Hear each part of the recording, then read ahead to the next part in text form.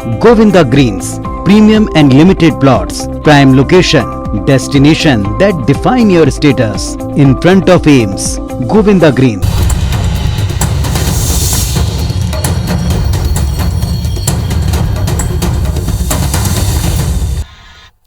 नमस्कार, आप देख रहे हैं IBC 24। मैं हूं आपके साथ विजय कुमार पंड्या। शुरुआत करेंगे 9 बजे के इस बुलेटिन में छत्तीसगढ़ की खबरों की।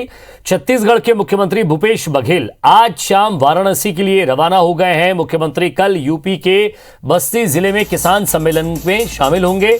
वहां किसानों से चर्चा कर उनकी समस्याएं जानने की कोशिश करेंगे। इस दौरान सम्मेलन के बाद मुख्यमंत्री भूपेश बघेल वाराणसी में ओबीसी और व्यापारी वर्ग के लोगों से भी चर्चा करेंगे। उत्तर प्रदेश कांग्रेस का चीफ ऑब्जर्वर बनाए जाने के बाद मुख्यमंत्री भूपेश बघेल लगातार वहां का दौरा कर रहे हैं। वे कांग्रेस महासचिव प्रियंका गांधी के साथ आधा दर्जन से ज्यादा सभाओं में भी शामिल हो चुके हैं। वाराणसी में कई राजनीतिक कार्यक्रमों में शामिल होने के बाद मुख्यमंत्री शाम को वापस रायपुर लौट आएंगे।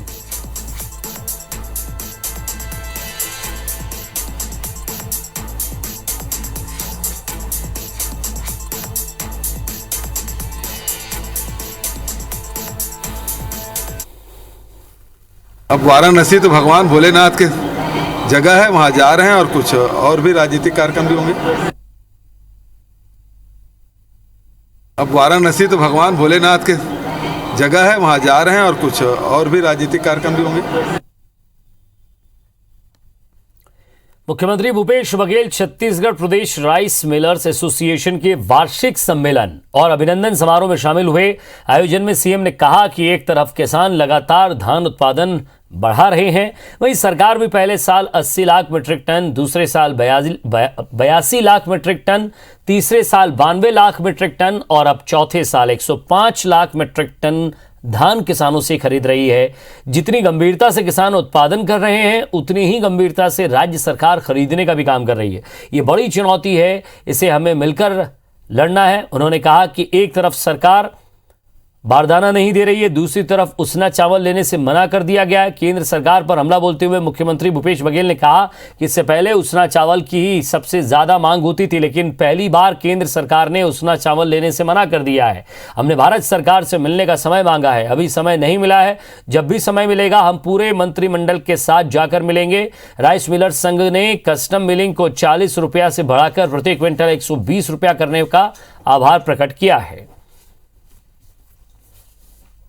मिलिंग चार्ज में कोई वृद्धि नहीं हुई थी और छत्तीसगढ़ शासन ने इसको विचार करते हुए यहाँ बारदाने में 18 रुपये से बढ़ा के 25 रुपया हमने किया, जो मार्केट से लेंगे और धान जमा करेंगे उसके लिए। और उसी प्रकार से मिलर्स को भी 120 रुपया मिलिंग चार्ज देने का फैसला किया है। अभी भूपेश सरकार ने, भूपेश जी ने, हमारे काका ने 300% की बढ़ोतरी करके जो मिलिंग चार्ज 40 रुपए था उसको 120 रुपए किया गया है।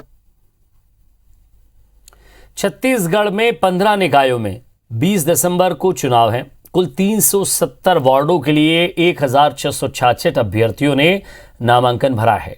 सोमवार को नाम वापसी के आखिरी दिन 300 से ज्यादा अभ्यर्थियों ने अपना नाम वापस ले लिया, यानी कि नामांकन वापस ले लिया। दोनों दलों के दिग्गजों का पूरा जोर खास तौर पर 4 निगमों में हो रहे चुनाव में बागियों को मनाने पर रहा है। दोनों पक्षों के दिग्गजों की तमाम कोशिशों के बावजूद कांग्रेस और भाजपा के कुछ बागी अब भी निर्दलीय के तौर पर चुनाव मैदान में डटे हैं। वैसे अब भी दोनों पक्षों की जीत को लेकर दावे बरकरार हैं, लेकिन सवाल यह भी है कि असल में कौन सा पक्ष अपने बागियों को मनाने में कितना कामयाब हो पाया है।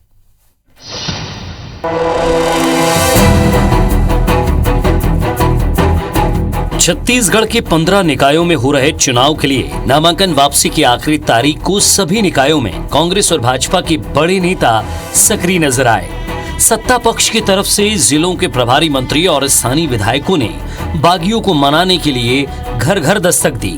बावजूद इसके कई निकायों में अब भी दोनों पार्टियों के बागी चुनावी मैदान में डटे हैं। 15 निकायों के 370 वार्ड के लिए कुल 1666 अभ्यर्थियों ने नामांकन जमा किया था। इनमें से 14 नामांकन गलत या अधूरी जानकारी की वजह से खारिज कर दिए गए। नाम वापसी के अंतिम दिन 300 से ज्यादा अभ्यर्थियों ने अपना नाम वापस ले लिया। भाजपा और कांग्रेस ने भिलाई, रिसाली, चरौदा और बीरगांव नगर निगम में बागियों को मनाने के लिए सबसे ज्यादा मेहनत की। भिलाई नगर निगम में सबसे ज्यादा 439 अभ्यर्थियों के नामांकन भरे गए थे। इनमें 100 से ज्यादा अभ्यर्थियों ने आज अपना नामांकन वापस ले लिया, लेकिन एमआईसी के मेंबर सुशन लोगन, पूर्व पार्षद जानकी साहू और दिनेश साहू ने अपना नाम वापस नहीं लिया। भाजपा ने वार्ड नंबर 19 के लिए अजितेश सिंह को अपना उम्मीदवार बनाया, लेकिन उन्होंने भाजपा के बागी रामानंद मौर्य का समर्थन करते हुए अपना ही नाम वापस ले लिया।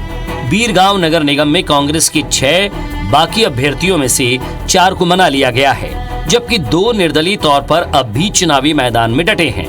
बीरगांव में भाजपा के कई बागियों ने अपना नामांकन वापस ले लिया है। रिसाली नगर निगम में भाजपा के 3 बागियों ने अपना नामांकन वापस लिया है। सारंगढ़ नगर पालिका में बागियों को मनाने के लिए मंत्री प्रेमसाय सिंह टेकाम नेताओं के घर घर तक पहुंचे, तो इधर पार्टी मुख्यालय में पीसीसी चीफ ने संबंधित जिलों के प्रभारी मंत्रियों और विधायकों से लगातार रिपोर्ट ली। सारंगढ़ में नगर पालिका का चुनाव हो रहा है और उस सिलसिले में हम लोग यहाँ पे आए हैं। इतना बड़ा पार्टी है, लोग बहुत हैं, उसमें कुछ संतुष्ट रहेंगे, कुछ असंतुष्ट रहेंगे, और जो लोग असंतुष्ट हैं उनसे चर्चा कर रहे हैं, बातचीत करके रास्ता निकालने का प्रयास कर रहे हैं। ऐसे प्रत्याशी थे जो डमी के रूप में भरे हुए थे, उनका फॉर्म वापस किया गया है। 2 आदमी ऐसे हैं जो बागी लड़े के मन बना रहे हैं, वो मतलब मनाए के प्रयास करें पर मन नहीं मानिस, तो ऐसे लगा था कि अब वो मानने पर तैयार नहीं। अब नाम वापसी के समय भी खत्म हो गए। वहीं बागियों को मनाने के लिए अब भी कांग्रेस और भाजपा के अपने अपने दावे हैं। प्रदेश कांग्रेस अध्यक्ष मोहन मरकाम ने कहा कि हम अपने सभी लोगों को मना लेंगे, जबकि पूर्व मुख्यमंत्री रमन सिंह का दावा है कि निकाय चुनाव में भाजपा का प्रदर्शन बेहतर होगा।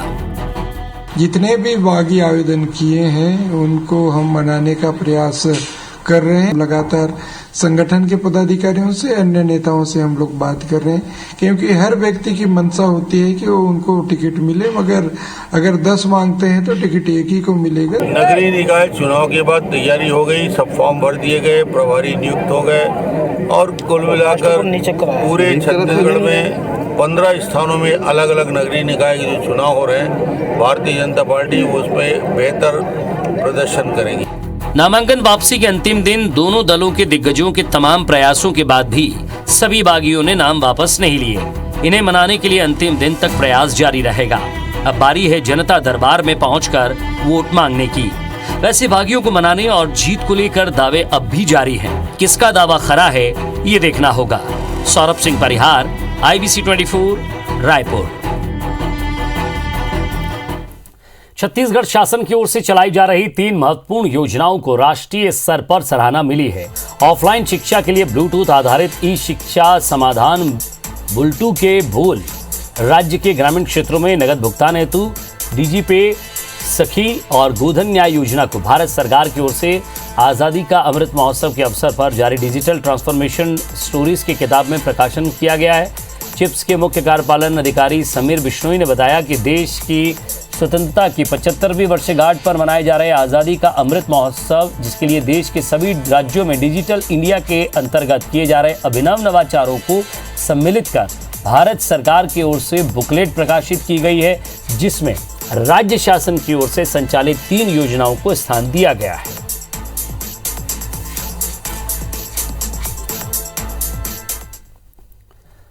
खबर जशपुर से, जहां पहली बार अपने प्रभार के जिले में मंत्री उमेश पटेल पहुंचे हैं। बड़ी संख्या में कांग्रेस कार्यकर्ताओं ने उनका स्वागत किया। वहीं जिला सभा कक्ष में उन्होंने अधिकारियों के साथ बैठक की और कई मुद्दों पर चर्चा भी की, जिसमें झारखंड और उड़ीसा सीमा से धान के अवैध परिवहन और गोठान योजना पर चर्चा हुई है। साथ ही जिले में विकास के कार्यों में तेजी लाने पर भी चर्चा की गई है। वहीं मंत्री उमेश पटेल ने कहा कि यहाँ के लोग टांगर गाँव में प्रस्तावित स्टील प्लांट के पक्ष में नहीं है, इसके लिए कोई दूसरा रास्ता निकालना पड़ेगा। वहीं उन्होंने ये भी कहा कि जशपुर में सत्ता और संगठन के बीच कोई विवाद की स्थिति नहीं है। झारखंड और ओडिशा सीमा से धान का अवैध परिवहन तथा गोठान योजना सहित जिले में विकास कार्यों पर गति देने की बात पर जोर दिया गया है।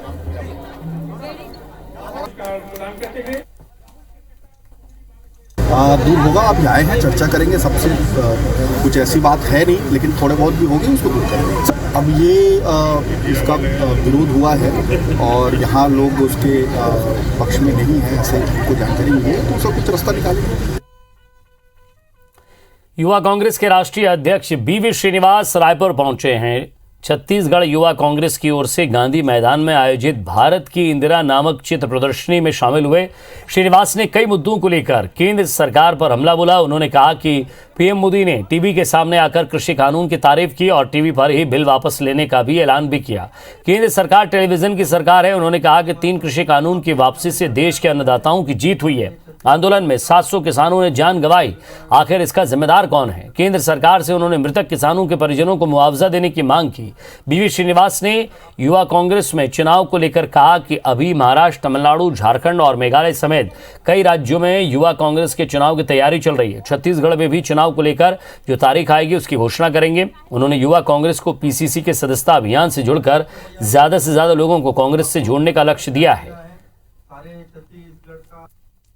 सरकार को नाक के नीचे उनका दम घुटने का काम जो देश का अन्नदाता ने किया, सरकार को मजबूरी से उनको कानून वापस लेना पड़ा। मैं सरकार से एक मांग करना चाहता हूं, जो 700 जो किसान जो शहीद हुआ है उन परिवार लोग को भी मुआवजा मिलना चाहिए। राष्ट्रीय अध्यक्ष बीवी श्रीनिवास जी का आज 1 दिवसीय दौरा रहा।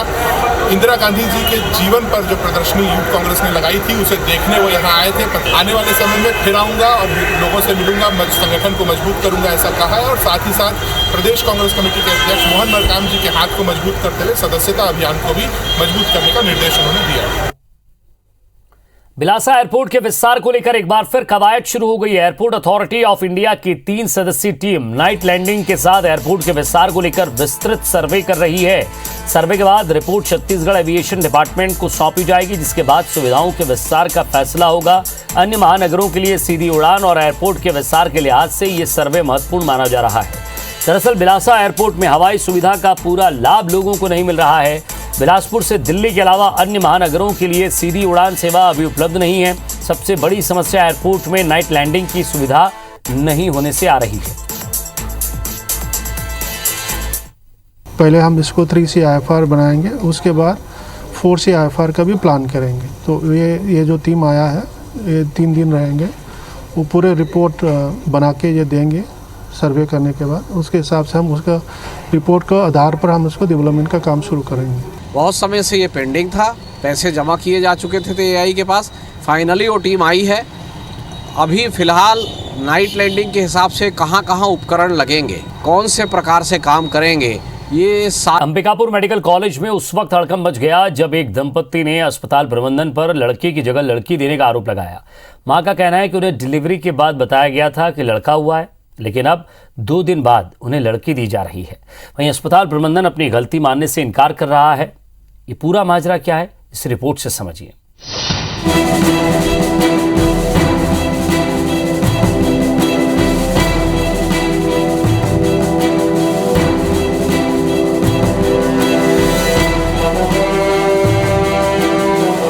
लड़का हुआ, मुंह मीठा करवाओ, कहीं पैसा भी दे रहे हैं। 2 दिन बोले डॉक्टर मन की लड़का है और आज बोला था कि लड़की है। सुना आपने, इनका आरोप है इन्हें बेटा हुआ था, लेकिन अस्पताल प्रबंधन इन्हें बेटी थमा रहा है। ये पूरा मामला अंबिकापुर मेडिकल कॉलेज का है, जहां एक माता पिता अपने बेटे के लिए गुहार लगा रहे हैं। मां का नाम गीता है और पिता का नाम संतन है, जिन्हें 2 दिन पहले ही बेटा हुआ था। गीता के मुताबिक डिलीवरी के बाद स्टाफ ने उन्हें बताया था कि उसे बेटा हुआ है। उसने 2 दिन तक बच्चे को दूध भी पिलाया, लेकिन अब उसे लड़की दी जा रही है। कि आप बोल रहे हैं कि आपका लड़की है, 3.5 किलो के थे लड़का। लड़का खिलाए उलाए का करे रहे, कैसे करे वाला बता। खिलाए रहे ना, सुताए भी नहीं। कई दिन तक अपन पास रखा? 2 दिन। वहीं बच्चे का पिता संतन भी बेहद परेशान है।